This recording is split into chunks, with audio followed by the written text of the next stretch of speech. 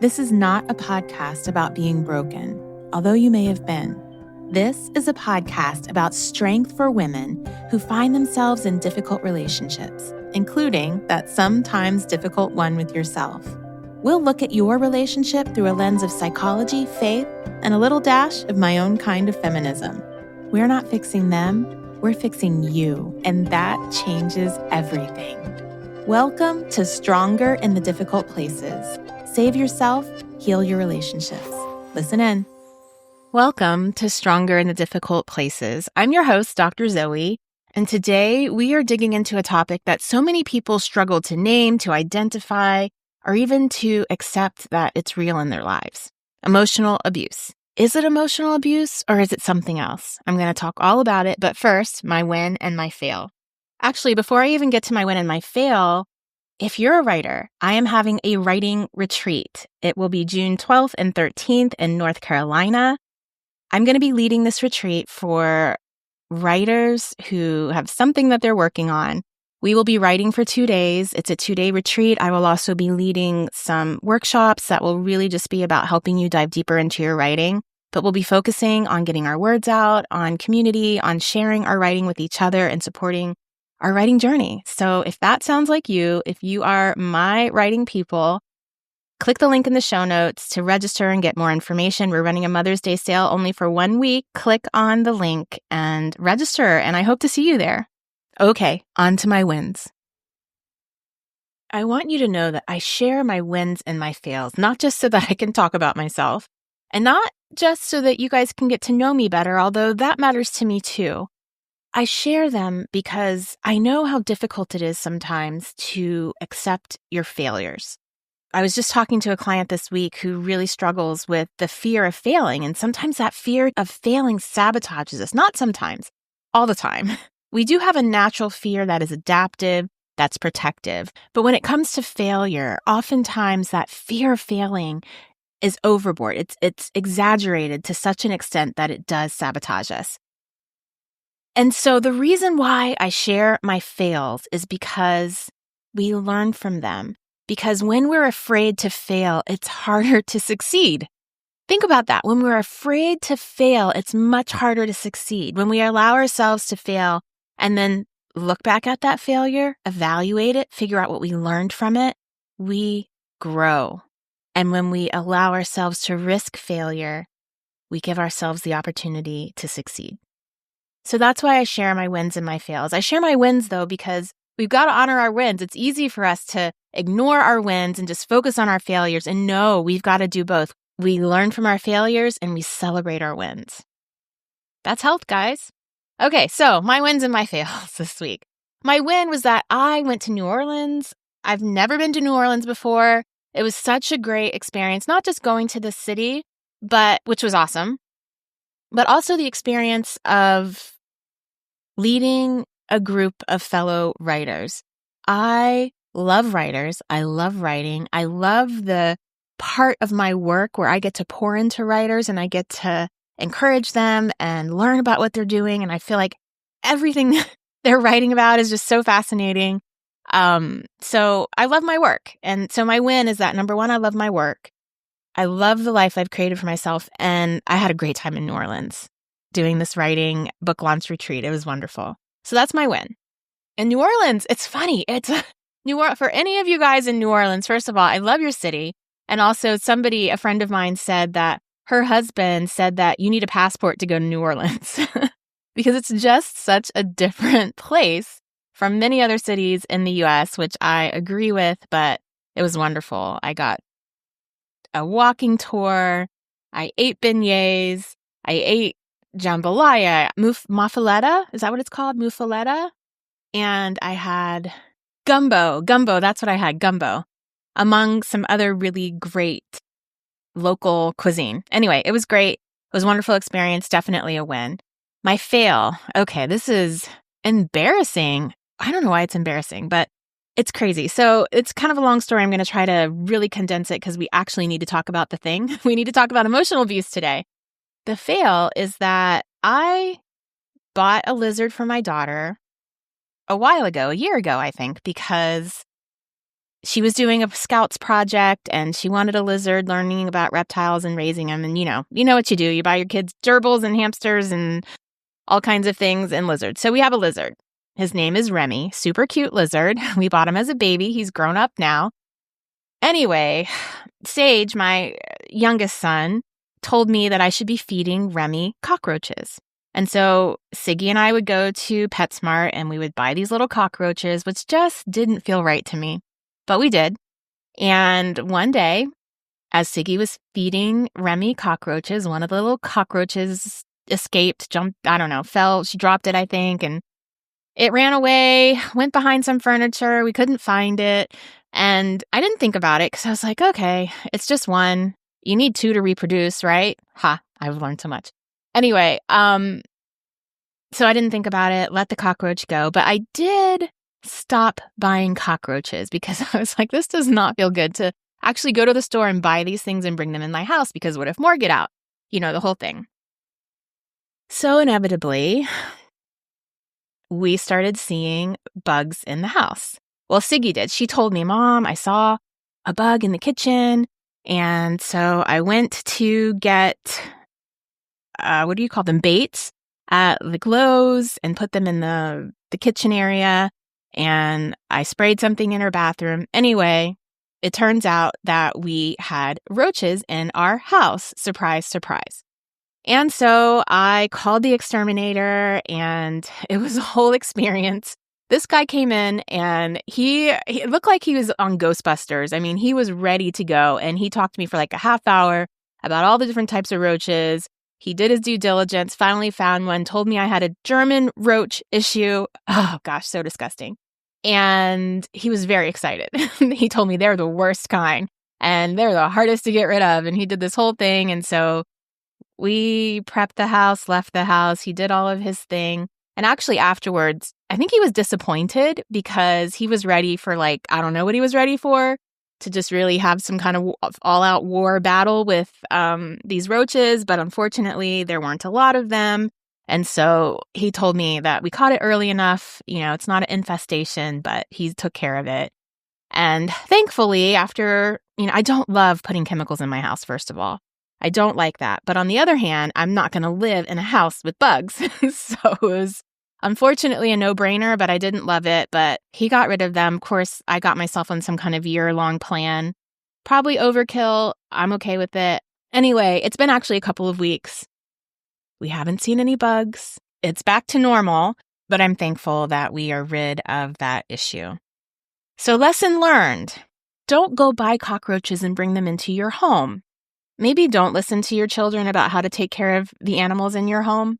And honestly, trust your gut, because when I was buying cockroaches, it didn't feel right. It did not feel right to buy cockroaches and bring them into your house. So anyway, I feel like I've said that word cockroach enough and it makes my skin crawl, but that's my fail. And luckily, my house is free of bugs. Now, kind of expensive mistake, but we make them and I learned. Okay, now on to the actually important topic. Is it emotional abuse or is it something else? Today, we're going to dive into a topic that so many people struggle to name, to identify, or even accept as real in their lives, and that's emotional abuse. But we're also going to do something equally important. We're going to talk about what isn't emotional abuse. Because when you've grown up in dysfunction or you've internalized your shame, right? You guys know I'm talking a lot about complex shame. It can be easy to mislabel or to completely miss what's happening in your relationships. I have a number of clients who will come to me and they'll say, Dr. Zoe, is that emotional abuse? They'll describe an interaction between themselves and their partner or somebody else, and they'll either label it as emotional abuse or they'll ask me if they're being abused. And sometimes I'm like, no, that's not emotional abuse. That's just conflict. But then other times I'll have clients who are telling me about something that's happening in their relationship, something that their partner said to them. And I need to say, hey, do you realize that that's emotional abuse? And often it didn't even dawn on them. So let's unpack this today.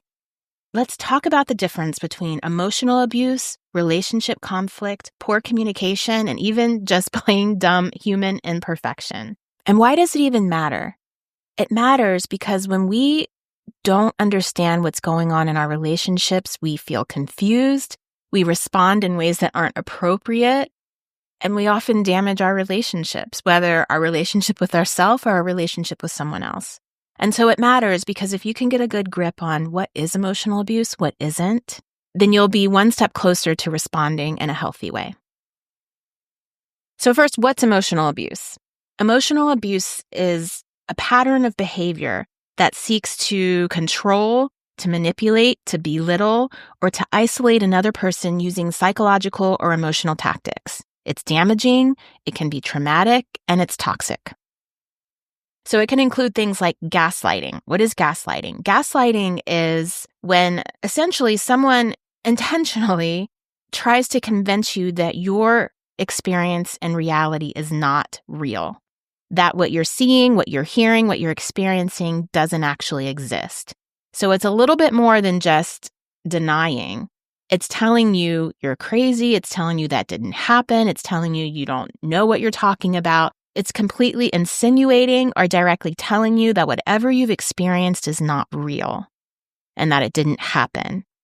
And this is truly crazy making because over time, if you confront your partner and you tell them, hey, I heard you talking to a woman on the phone last night. What was that about? And he completely denies it and says, I wasn't talking to anybody on the phone. And you know what you heard, but that makes you question yourself. It can make you question yourself. It just depends on the dynamics in the relationship. But over time, when your experience is continually denied, you begin to question yourself. It's extremely toxic. Unfortunately, it's actually a very useful tool for manipulators. It works well. When you continue to completely deny that someone's experience happened, you create confusion in the other person. And on top of that, you've just shut down the conversation. When someone comes to you and tells you that they experienced something or that they saw you doing something, and you completely deny that that even happened, you just shut down the whole conversation. There's nothing else to say. And so for the gaslighter, it's a very useful tactic, and it's toxic. It is so toxic. Another way that emotional abuse can rear its head is in name calling or constant criticism, where you're constantly criticized, where you're called names, where your entire kind of being and self and way of living is demeaned. That's emotional abuse. Another one is withholding affection or the silent treatment as punishment. Yes, giving the silent treatment as punishment is a form of emotional abuse. Even though it tends to be common, it doesn't make it okay. So when you withhold affection or you give someone the silent treatment, you stonewall, especially when it's done repetitively, it's emotional abuse. It leaves the other person with no other options. They can't have conversation with you because you're ignoring them. So there's no way to repair the relationship. Another form of emotional abuse are threats, intimidation, or shaming. And once again, when someone shames you, they make you feel at your core like you are bad. And of course, like you are bad or you are wrong.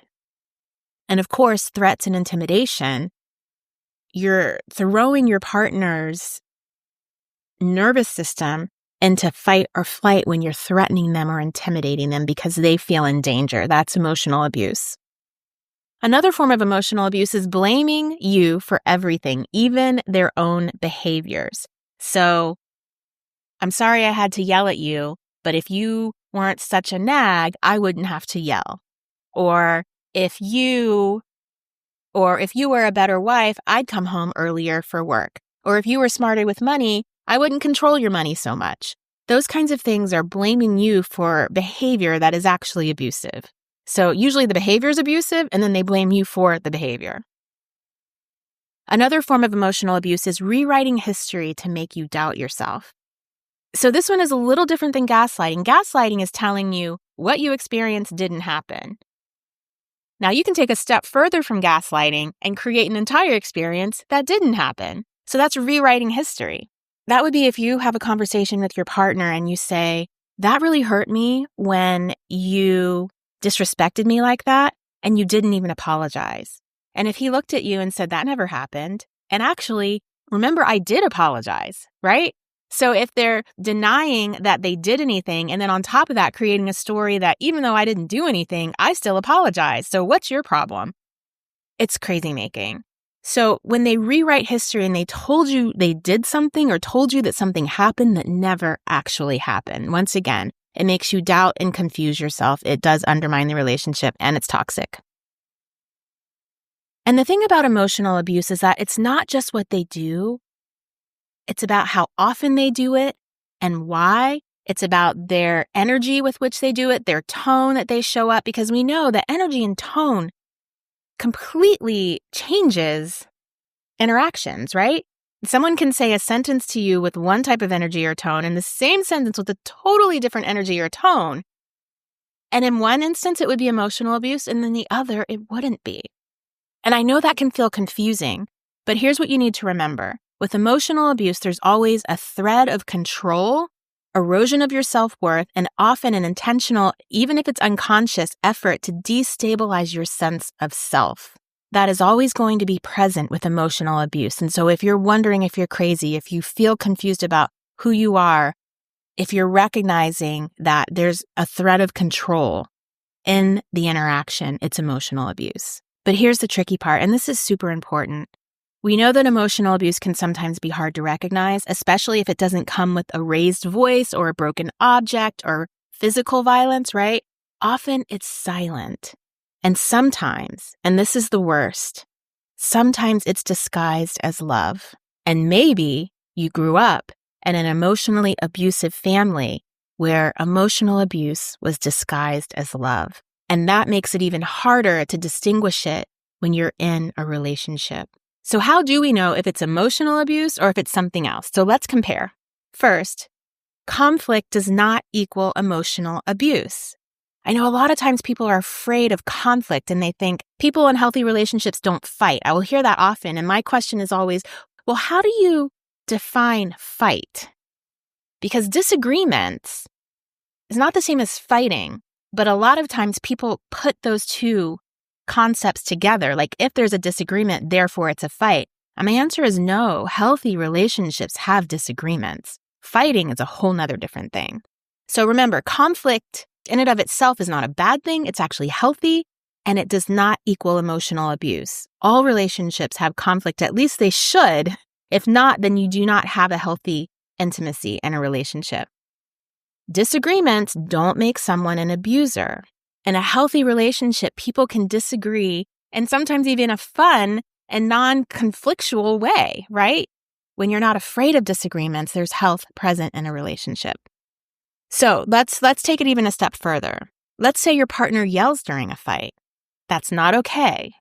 But one incident of yelling isn't necessarily emotional abuse. Now, if they consistently yell, intimidate, belittle you, and shut you down, that's a pattern of emotional abuse that matters. Conflict itself just says we're both fighting for something we value, right? If we disagree about something, it's because we both value something. Maybe it's differing values, and that is not emotional abuse. Abuse says, I want to control the outcome, and I want to control you, and I'm okay if I hurt you in the process. See the difference? Next, insensitivity or cluelessness does not equal abuse. Now, this is a hard one because wives will email me all the time and ask me two things, actually. If they have a husband that seems insensitive or clueless, they ask me two things. Number one, is it emotional abuse? And then they'll also say, is this like Asperger's or autism or something like that? Sometimes it's just the reality of who people are.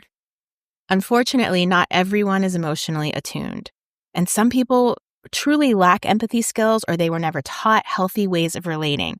And that doesn't excuse the behavior. That's important. Just because someone hasn't learned doesn't excuse the behavior, but it does change the category. It changes the category from maybe not willing to learn, hasn't learned yet, instead of emotional abuse. And once again, that's something that needs to be addressed in a relationship, but it doesn't mean it's emotional abuse. So if someone forgets your birthday, if they ignore your emotional needs, or they struggle to communicate, it's painful and it does damage your relationship. But if they're willing to grow, it's not necessarily abusive. Remember, abuse doesn't just ignore your needs, it punishes you for having them, and it doesn't want to grow. Now, the next one, triggering.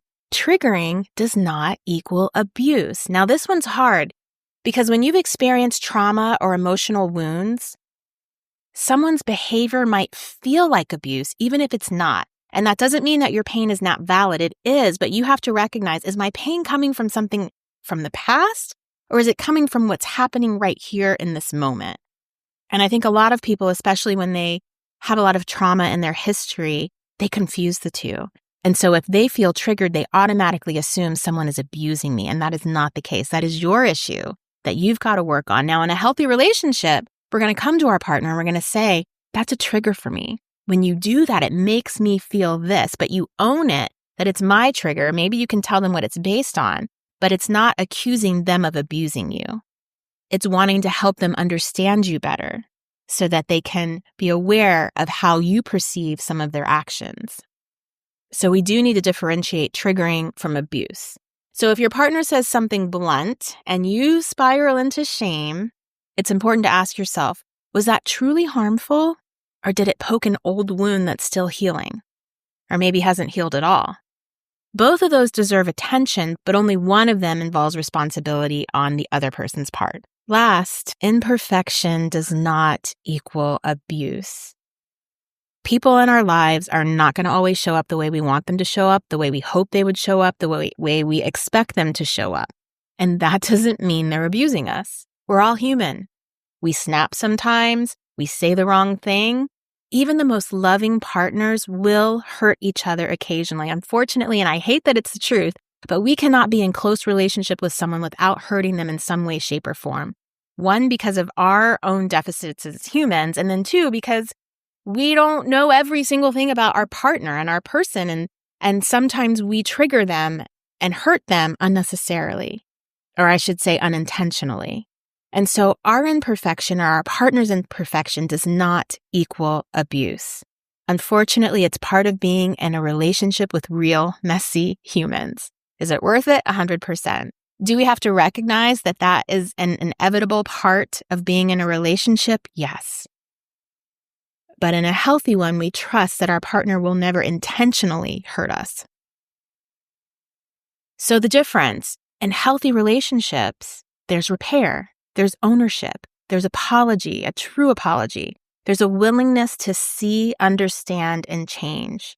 In emotional abuse, there's denial, there's blame, there's a lack of care, and there's a cycle that never resolves. It only resets. And sometimes, what's even worse is when you have bared yourself, when you have become vulnerable with your partner and told them something that hurts you, in an emotionally abusive relationship, they'll use that against you. They will weaponize your pain because you've just told them how to hurt you the most. So why does all this matter? Because if you mislabel something that is actually emotional abuse as this is just normal conflict, then you're going to stay stuck in a damaging relationship. But also, if you mislabel every hard moment as abuse, you might find yourself walking away from relationships that could actually heal and grow. You'll find yourself putting up walls in relationship when you should be pulling them down. You'll find yourself avoiding emotional intimacy when it's there for the taking if you can walk through the fear of disagreements, conflicts, and imperfections in your partner. Both mistakes are born of shame and codependency often, because when you don't trust your sense of self or your own right to be treated well, it's hard to discern what's real. So here's a question that I want to leave you with today. I'm sure you're thinking about your relationship. So as you're thinking about your relationship, I want you to ask yourself, does this relationship consistently make you feel small, confused, or unworthy? And does the other person take responsibility for how they impact you? Or do they twist the truth to protect themselves? You deserve clarity, you deserve safety, and most of all, you deserve love that doesn't require you to abandon or betray yourself. So, my dear friend, if this episode, anything that I said in this episode stirred something in you, I encourage you to explore my free guide, Steps to Healing from Complex Shame.